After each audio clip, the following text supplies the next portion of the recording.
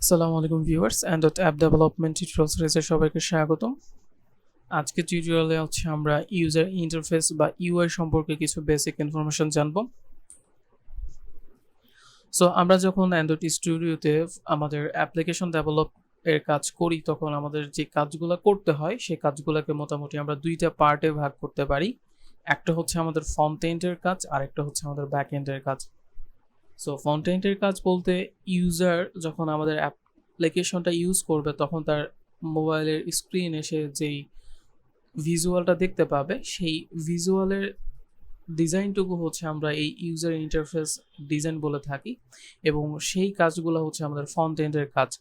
এবং ইউজার যখন আমাদের অ্যাপ্লিকেশনটা ইউজ করবে তখন সে আমাদের অ্যাপ্লিকেশন থেকে ইনফরমেশন দেখতে পাবে, ইনফরমেশন দিতে পারবে এবং হচ্ছে সেই অনুযায়ী একটা রেজাল্ট পাবে। এই যে হচ্ছে তার লজিক্যাল কাজগুলো হচ্ছে এই কাজগুলো হচ্ছে আমাদের ব্যাক এন্ডে হয়ে থাকে।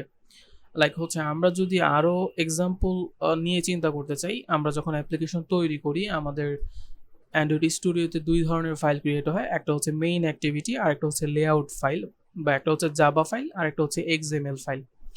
এক্সএমএল ফাইলের মাধ্যমে কিন্তু আমরা আমাদের ইউজার ইন্টারফেসের ডিজাইনের কাজটুকু করতেছি এবং ইউজার ইন্টারফেসের মধ্যে ইন্টারেক্ট করার পর যেই লজিক্যাল পার্টগুলো আছে, কোডিংয়ের পার্টগুলো আছে, সেগুলো কিন্তু আমরা জাভা ফাইলের মধ্যে করতেছি। এই জাভা কোডগুলো কিন্তু আবার ইউজার দেখতে পাচ্ছে না, ইউজার জাস্ট হচ্ছে ইউজার ইন্টারফেস যে এক্সএমএল কোডের মাধ্যমে আমরা ডিজাইন করেছি সে শুধু সেই পার্টটুকু দেখতে পাচ্ছে। সো ইউজার ইন্টারফেস বলতে আমরা বোঝাচ্ছি ইউজার যে স্ক্রিনের মধ্যে ভিজুয়াল যে ডিজাইনটা দেখতে পাই সেই অংশটুকু। সো আমরা যখন একটা অ্যাপ্লিকেশন তৈরি করি আমাদের অ্যাপ্লিকেশন হচ্ছে মাল্টিপল অ্যাক্টিভিটি থাকতে পারে। প্রিভিয়াস ভিডিওতে অলরেডি জেনে আসছি যে অ্যাক্টিভিটি কি এবং অ্যাক্টিভিটির লাইফ সাইকেল কি। সো আমি আবারও বলছি যে হচ্ছে আমাদের অ্যাপ্লিকেশনের প্রত্যেকটা সিঙ্গেল স্ক্রিন হচ্ছে আমাদের অ্যাক্টিভিটি এবং প্রত্যেকটা অ্যাক্টিভিটির হচ্ছে তার কতগুলো মেথড এর মাধ্যমে হচ্ছে রান করে এবং সেই মেথডগুলোকে বলা হচ্ছে আমরা অ্যাক্টিভিটি লাইফ সাইকেল। সো আমরা যেই ইউজার ইন্টারফেস ডিজাইন করব সেই ইউজার ইন্টারফেস ডিজাইন করার জন্য আমাদের একটা স্ট্রাকচার প্রয়োজন। সো যে স্ট্রাকচারটা তৈরি করছে হচ্ছে আমাদের এই লেআউট। আমরা আমাদের অ্যান্ড্রয়েড স্টুডিওতে যদি খেয়াল করি, আমরা যখন অ্যান্ড্রয়েড স্টুডিওতে প্রথম প্রজেক্ট ক্রিয়েট করেছিলাম তখন কিন্তু আমাদের অনেকগুলো ফোল্ডার ক্রিয়েট হয়েছিল এবং একটা ফোল্ডারের নাম ছিল লেআউট। সো এই লেআউটটা হচ্ছে আমাদের একটা স্ট্রাকচার তৈরি করছে যার মাধ্যমে হচ্ছে আমরা ইউজার ইন্টারফেস ডিজাইন করব এবং এই লেআউটের মধ্যেই হচ্ছে আমরা বিভিন্ন ধরনের ভিউ এবং ভিউ গ্রুপ অবজেক্ট দেখতে পাই। সো আমাদের ইউজার ইন্টারফেস বোঝার জন্য আমাদের লেআউট, ভিউ এবং ভিউ গ্রুপ এই বিষয়গুলো জানা খুবই প্রয়োজন। প্রথমে আসা যাক হচ্ছে আমাদের ভিউ বলতে কি বোঝাচ্ছি। সো আমরা আমাদের অ্যাপ্লিকেশনটা ডিজাইন করার জন্য যে একদম বেসিক ব্লক ইউজ করে থাকি সেটাকে হচ্ছে আমাদের ভিউ এবং প্রত্যেকটা ভিউ হচ্ছে আমাদের স্ক্রিনে একটা রেক্টাঙ্গেল শেপের হচ্ছে জায়গা সে নিয়ে নেয়।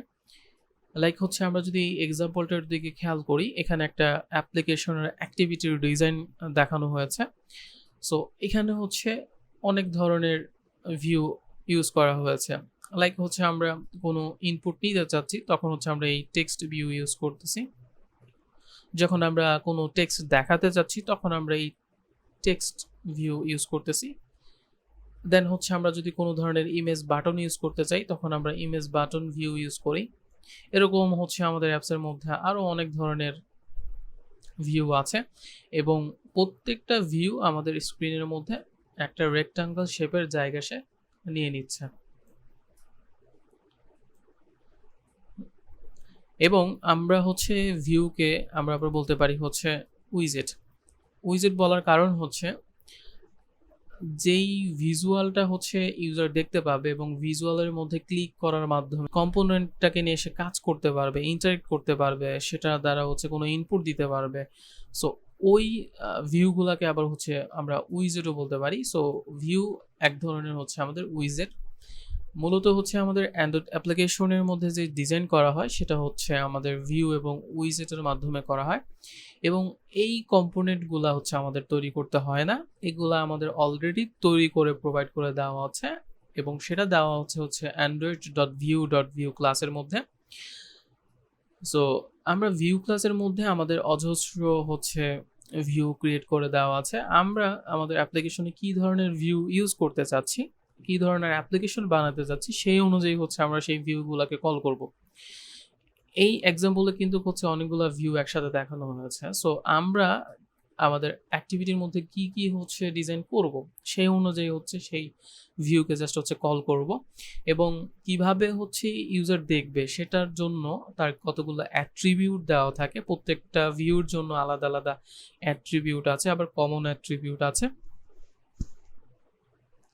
সো সেই অ্যাট্রিবিউটের মাধ্যমে হচ্ছে আমরা আমাদের ভিউ এর যেই ভিজুয়াল আছে সেটা চেঞ্জ করতে পারি। লাইক হচ্ছে আমাদের টেক্সটের কালার কীরকম হবে, টেক্সটের সাইজ কীরকম হবে, টেক্সট হচ্ছে ব্যাকগ্রাউন্ডটা কীরকম হবে, শেপ কীরকম হবে, ফন্ট কীরকম হবে। সো অনেক ধরনের হচ্ছে অ্যাট্রিবিউট আছে যারা আমরা অলরেডি ওয়েব ডিজাইন করে আসছি HTML এর মাধ্যমে। সেখানে যেরকম হচ্ছে আমরা HTML ট্যাগের মাধ্যমে হচ্ছে আমরা কাজটা করতাম, এখানেও ঠিক হচ্ছে আমরা যে ভিউটা ডিজাইন করব সেই ভিউয়ের মধ্যে হচ্ছে আমাদের XML কোড বলা হয়। সো ওই XML কোডটা ঠিক হুবহু হচ্ছে আমাদের HTML কোডের মতোই। এখানেও হচ্ছে আমরা ট্যাগের মাধ্যমে হচ্ছে আমরা আমাদের অ্যাট্রিবিউটগুলো চেঞ্জ করতে পারবো। সো আমরা অলরেডি দেখে ফেলছি যে আমাদের ভিউর মধ্যে হচ্ছে অনেক ধরনের ভিউ থাকে। আমরা এই সবগুলা ভিউ মনে রাখতে হবে এমন না, আমরা যখন কাজ করব তখন হচ্ছে আমরা এই জিনিসগুলো আস্তে আস্তে মাথায় সেট হয়ে যাবে। এরপরে আরেকটা যে বিষয় আছে সেটা হচ্ছে আমাদের ভিউ গ্রুপ।